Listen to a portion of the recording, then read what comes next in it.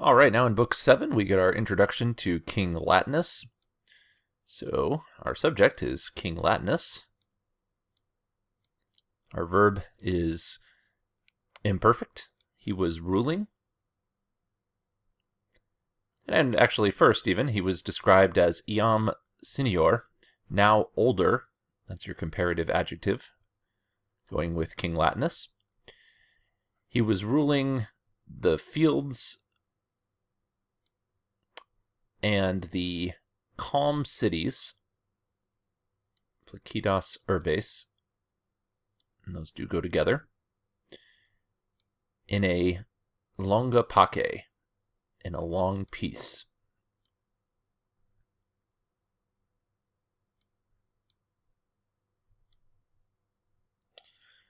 Hunc, this one,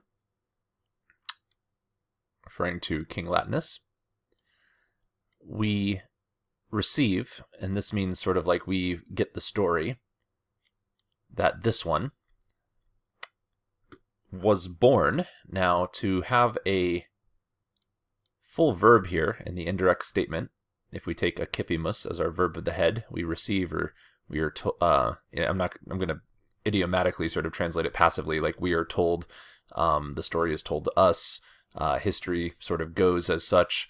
So we receive that this one was born. Then we have our two ablatives of source here, from Faunus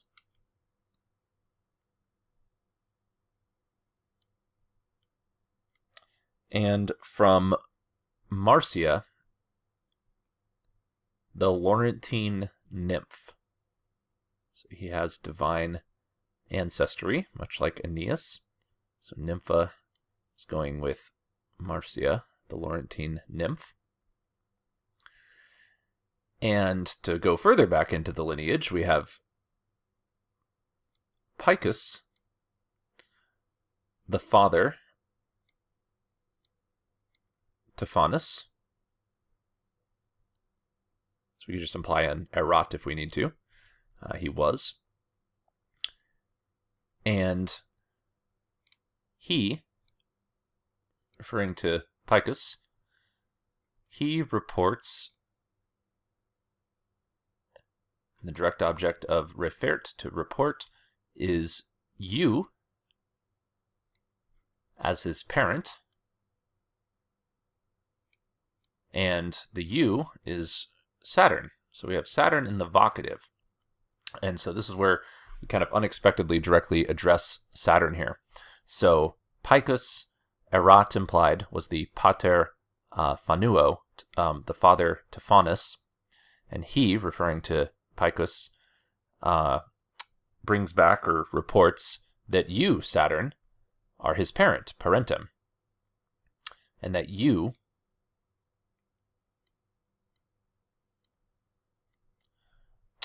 and here we just need some form of being. We can just do simply est, that you are the final or ultimate source or author of his bloodline. So if we trace the lineage of Picus and therefore of King Latinus as far back as we can go, we get to the god Saturn. All right, moving on to this man, and we're back talking about King Latinus. Fuit, there was nulla filius, no son,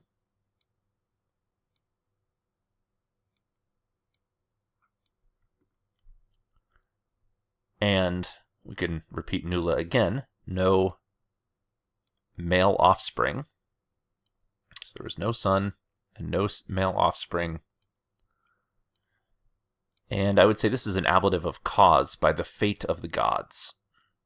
In English, you could even start with that. By the fate of the gods to this one, there was no son and no male offspring.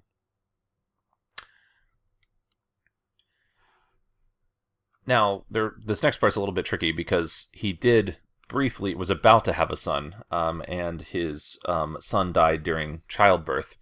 And so where we finished off saying there was no son and no male offspring, we kind of then need to sort of imply there was one being born. So this is a nominative present active participle. Being born, he was snatched away, and this verb is interrupted, so we have to have the est go with erepta, in his first youth. And again, idiomatically, that essentially means he died in childbirth. Let's put the last two lines together one more time so we can see how this all fits together, because we are implying a little bit. So huic, on line 50, that's referring to King Latinus. To this one, fuit, there was nulla, no male offspring, proles virilis, and a son by the fate of the gods. In fact, with the son, if we don't actually put nulla with it and we just go straight to it being modified by oriens, being born, he was snatched away in his first youth. It kind of fits the whole thing together, and it sounds a little less contradictory. So again, you could just put nulla with proles, and that might work a little bit better. Plus, if we notice the a, kind of for emphasis for nulla, it is feminine. Proles is also feminine, the word for generally offspring. And then filius could just go with oriens. So it might help to color code those, just so you don't double negate the idea of a male offspring or son, specifically with nulla. But he does have a daughter. So a filia, only a daughter, sola filia, or his only daughter, was guarding or serving the home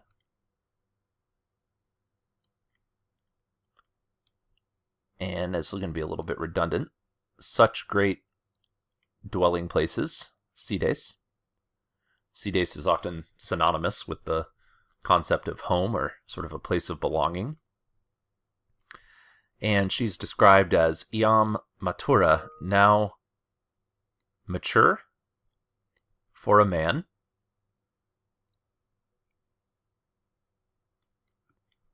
Nubilis means like of marriageable age. You want to put that still really in the nominative because it's still referring back to this only daughter. So she's of marriageable age. We could even say nubile in English, simply marriageable, grown up, eligible for marriage. Again, we'd probably have to put the for marriage in brackets just to kind of not turn it into a whole phrase, but that's what that one adjective is trying to describe her as, is marriage ready, with full years, plenus annus.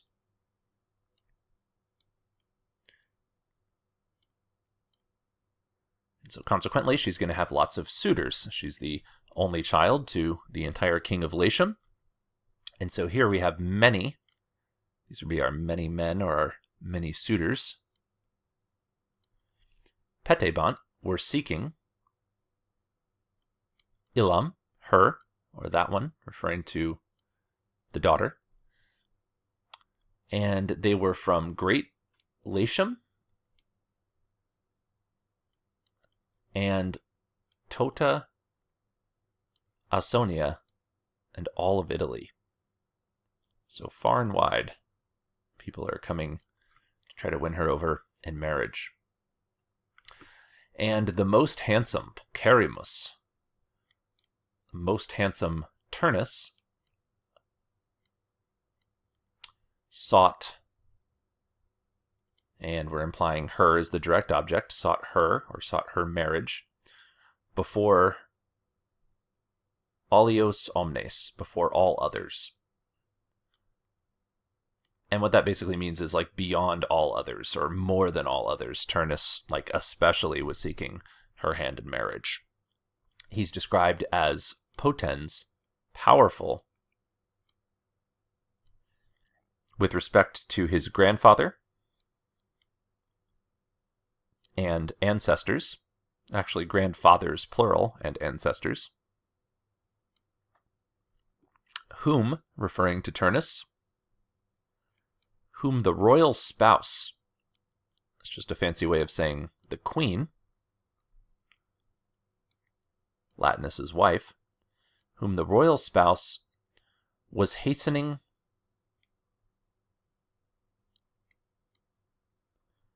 to be joined, implied like to be joined to her family, as a son-in-law.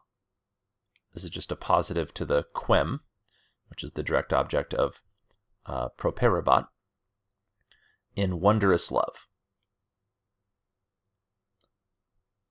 So we're going to do those last two lines together once we connect everything here.